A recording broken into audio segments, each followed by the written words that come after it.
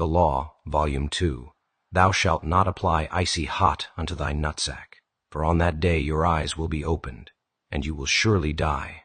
1. The appearance of comedy, the substance of law at first glance. The fragment is absurd, low comedy dressed in high scripture.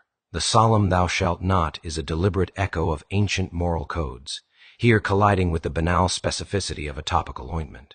It is the juxtaposition that catches us, the sacred format applied to the secular problem. But to dismiss it as mere humor is to miss its deeper function.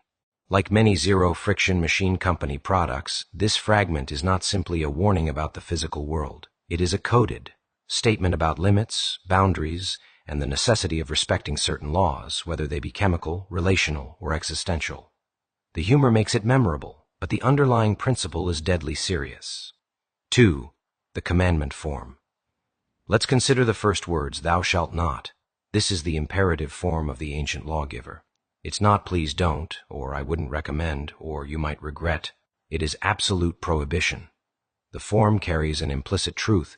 Certain actions carry consequences so immediate, so irreversible, that the only wisdom is preemptive abstention. By adopting the biblical cadence, the fragment positions itself not as a suggestion, but as a principle of survival. Just as thou shalt not steal is not a warning about possible inconvenience, but a rule to keep the structure of community intact. Thou shalt not apply icy hot unto thy nutsack is a rule to keep the structure of your corporeal dignity intact. 3. The ointment as metaphor icy hot is not just a brand. It is a contradiction in a tube. It promises both extremes, the freeze of menthol, the burn of capsaicin. It is the productization of paradox. Applied appropriately to a sore muscle or aching joint, it works by creating sensory distraction, pain overlaying pain, sensation layered upon sensation, until the original discomfort is lost in a cacophony of nerve signals. But applied to the wrong terrain, particularly the most sensitive, this paradox becomes unbearable. Here the ointment stands as metaphor for any force or tool that contains both extremes in concentrated form, truth that wounds and heals, power that creates and destroys, love that comforts and consumes. The lesson: when a dual-force instrument is applied without respect for context, the result is devastation. 4. The forbidden zone. Why the specificity of nutsack? Why not simply sensitive areas or the genitals? Because specificity anchors memory. The listener will not forget this phrasing, and therefore will not forget the law. It is also a deliberate collapse of the solemn and the crude, a reminder that law must operate not just in the high realms of philosophy, but in the messy, embarrassing reality of the body. In zero-friction machine company terms, this is a point of maximum friction, a location in the system where the smallest miscalculation produces the greatest chaos. Identifying such points is crucial to effective deployment. 5. For on that day your eyes will be opened. This is a direct echo of Genesis, the serpent's promise to Eve. But here, the opening of the eyes is not the gateway to divine knowledge. It is the widening shock of acute suffering. It is a sly inversion. In the ancient text, the forbidden fruit was desirable but dangerous. Here, the ointment is meant for healing but becomes catastrophic when misapplied. In both cases, the warning is not you will fail but you will know, and the knowing will not be pleasant. The eye-opening is thus symbolic. Some truths are best not learned through first-hand experience. 6. And you will surely die taken literally. This is hyperbole. Topical menthol and capsaicin will not kill you outright, but the phrase is not about literal death. It is about the death of composure, the death of control, the death of dignity. In zero-friction machine company operational language, this is the death event simulation, an experience so overwhelming that the subject's normal decision-making pathways collapse. It is not actual annihilation, but an annihilation of present capacity. When the fragment says you will surely die, it is marking the act as one that produces a catastrophic break in function. 7.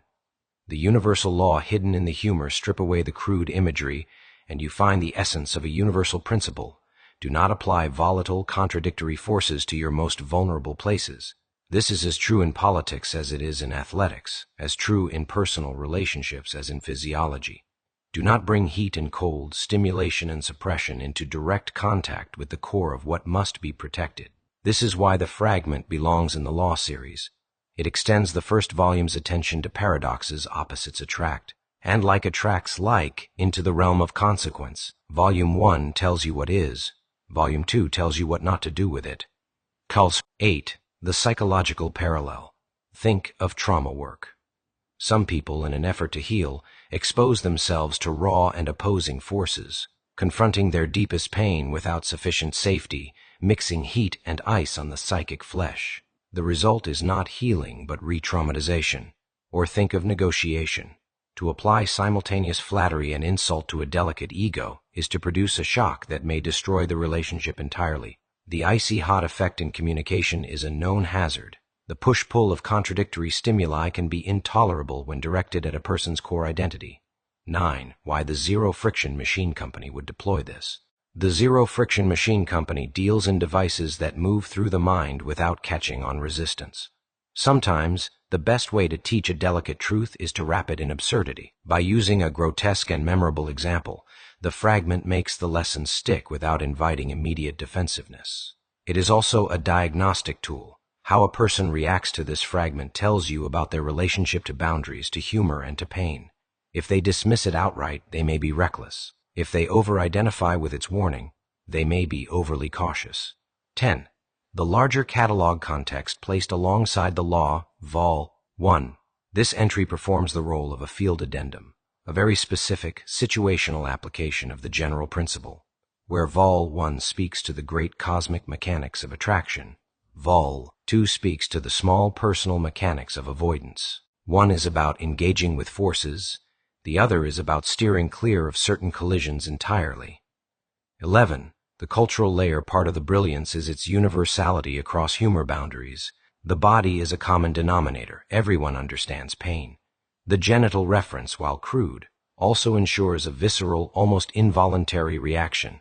You may wince, laugh, or shake your head, but you cannot remain neutral. In this way, the fragment functions as what the Zero Friction Machine Company calls an anchor phrase, a line that lodges in the mind and resurfaces unbidden, carrying its warning intact.